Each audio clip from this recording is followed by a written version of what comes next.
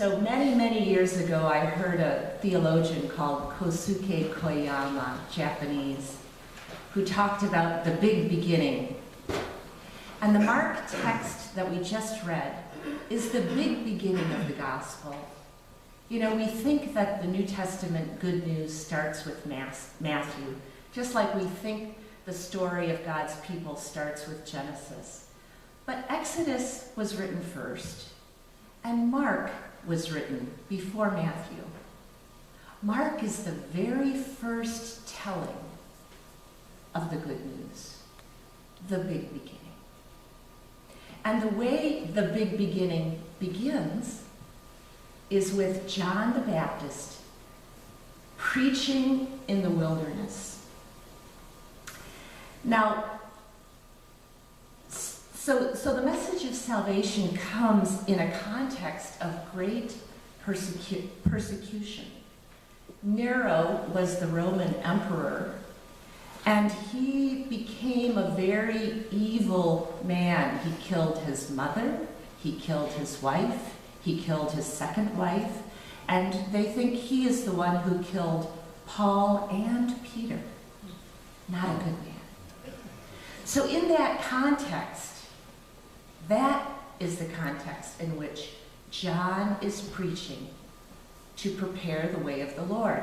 And the other thing that is so striking about Mark is that Mark is choosing to write down what had been a story that was just told orally, because the people at that time were expecting an imminent return of a Savior, and time was moving on, and the Savior had not come again.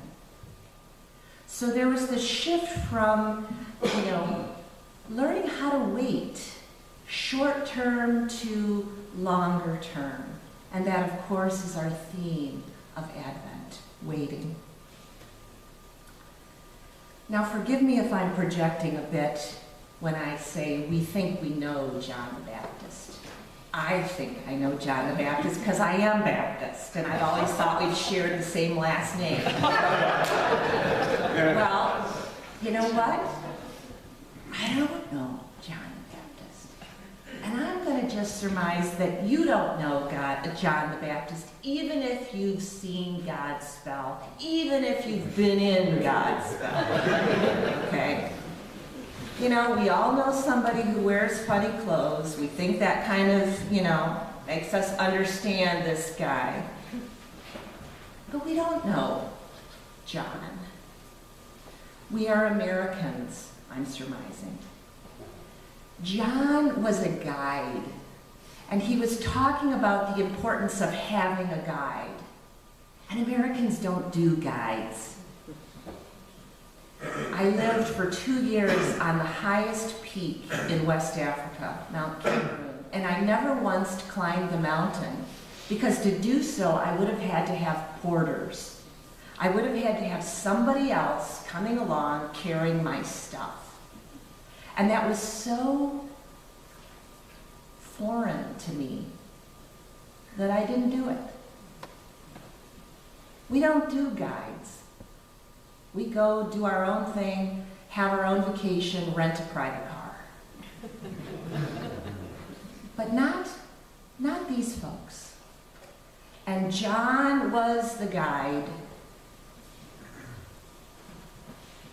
Yelp doesn't put us where we need to be. We need a guide.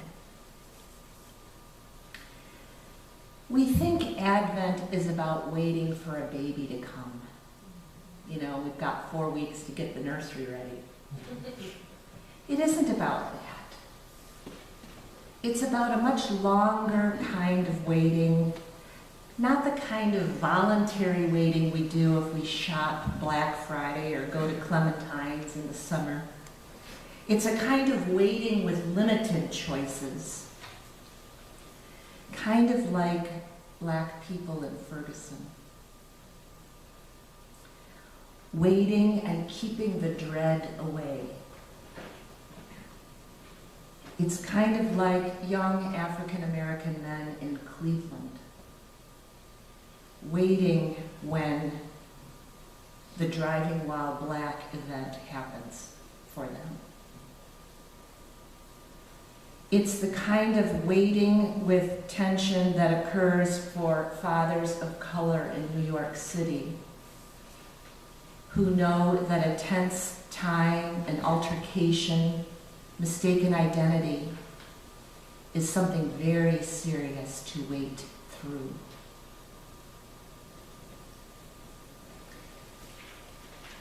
I wonder if the kind of waiting we must grapple with is the kind of waiting because your very life depends on it, and how tragic the news of this weekend has been with the death of Luke Summers and Pierre Corky in Yemen. Waiting for salvation and their families. Waiting, the very difficult task of waiting for a diagnosis, and then when it is cancer or something serious, waiting for the next appointment, which can be weeks, if not months out, then waiting for the test results to see if chemo will be fine-tuned. How difficult that kind of waiting can be.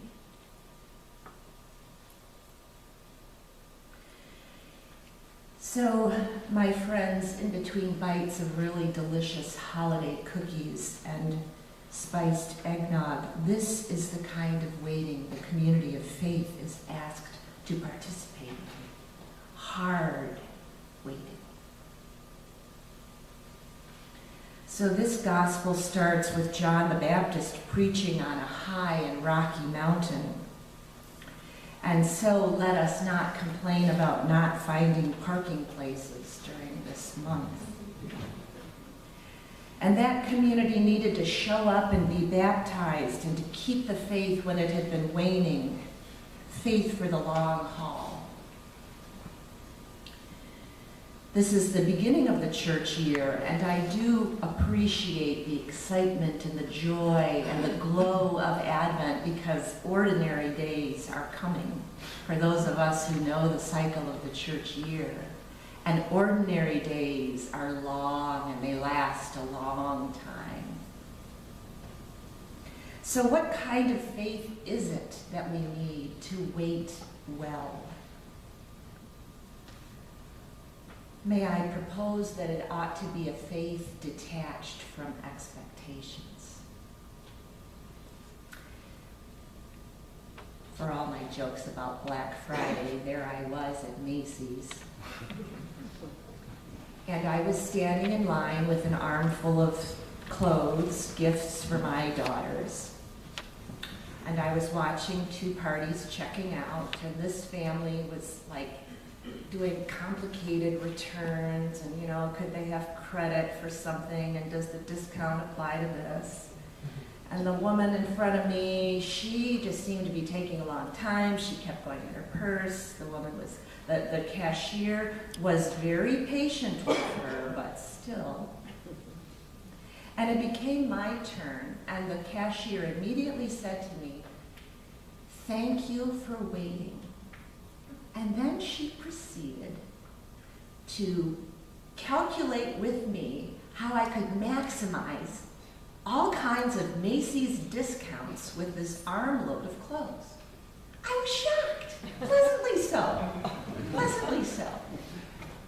And as this transaction took many minutes and the line got longer, I was thinking, all of those people are impatient. But when they check out with Gloria, they will discover how much they will save. So it's this odd kind of waiting. Patience and tolerance.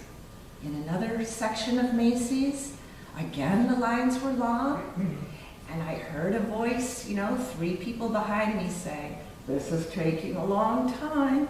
And a more tolerant voice in front of her said, "She's doing the best she can." That's right. This week, a high-powered executive was telling me about an experience he had at the Grand Rapids Airport. He put his parking, put your stripe up and to the right. So he put his stripe up and to the right. And the parking machine took his ticket and he couldn't get out. So he went to the booth, or he told the attendant, and the attendant said, well, you need to get your ticket. I gave my ticket to the machine. The machine made my ticket. So they opened up the machine. They couldn't find his ticket.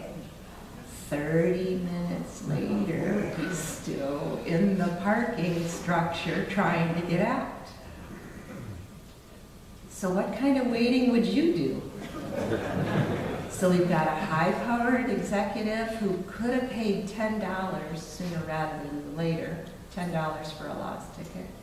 We've got a parking attendant following protocol, doing her job. He asked me, what would you have done, Julie? Don't ask me. What kind of waiting? What kind of waiting do we do? I have been encouraged by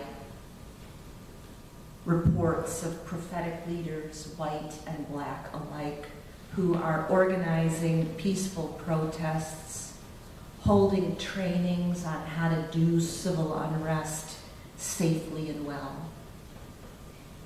White and black leaders in our nation who are in it for the long haul and addressing the grave injustices suffered in our country between authorities and persons of color.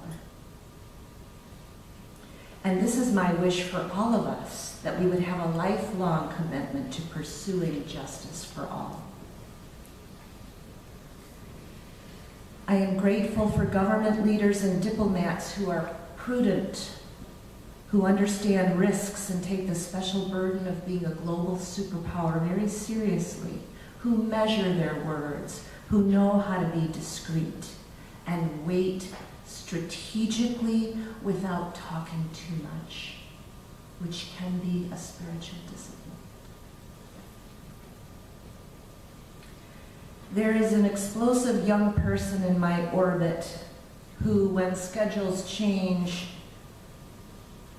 offers a strong reaction. And I have learned to say, that's not what you were expecting to happen, was it?